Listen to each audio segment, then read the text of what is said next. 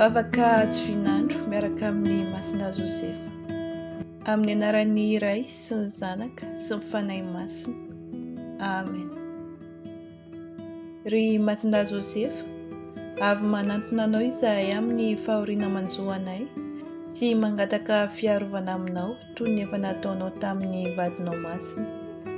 Mianta aminao izahay noho ny fitiavana lehibe nitiavanao an'i Masina Maria tsy azo keloka, renin'Andriamanitra, sy ny nitaizanao an'i Jesoa zazakely.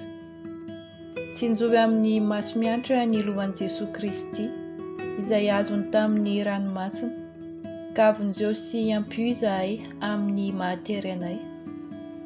Ry mpiambina endry sy mahatoky ny fianakaviana masina, arovy ny vahoaka masina novidian'i Jesoa Kristy.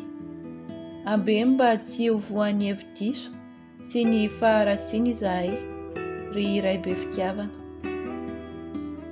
Iantrao izahay, ry mpiaro be fahefana, ka pio amin'ny ady ataonay amin'ny hery maizina. Arovy amin'ny ady ataony amin'ny fahavalo sy amin'ny loza rehetra ny fiangonana masin'Andriamanitra, toy ny nanafahanao an'i Jesoa zazakely fahiny tamin'ny fahafatesana. Da io mandrakariva izahay mba ho masom-pitondran-tena sy ho tsara fahafatesana, azonay ny asambarana mandrakizay any an-danitra, ary mba hitalahoy amin'Andriamanitra ho anay izao fahasoavana manokana angatainay izao.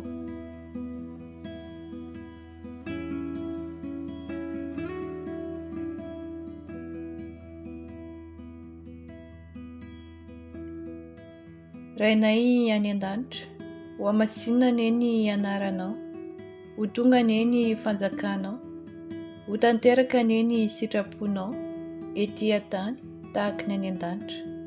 Omeo anay anio ny hanina isan'andro, avelao ny fahotanay tahaka ny amelanay izay nanao ratsy taminay, aza avelanao azy ny fotoaman-dratsy izahay, fa manafahanay amin'ny ratsy. Amen. Arahaba ary Maria fenao soavana, ny Tompo ao aminao, no soavina noho ny vehivavy rehetra ianao, ary ho soavina i Jesoa nateraka ny kibonao. Masina Maria renin'Andriamanitra, mivavao anay mpanota, ankehitriny ary amin'ny andro-fahatesanay. Amen.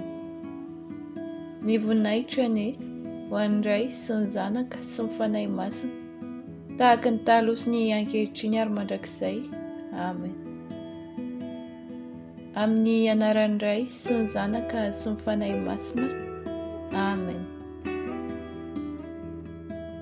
Vavaka ho anao anie Md Jozefa, ka ny fahasoavan'Andriamanitra no hanenika ny fiainanao manontolo.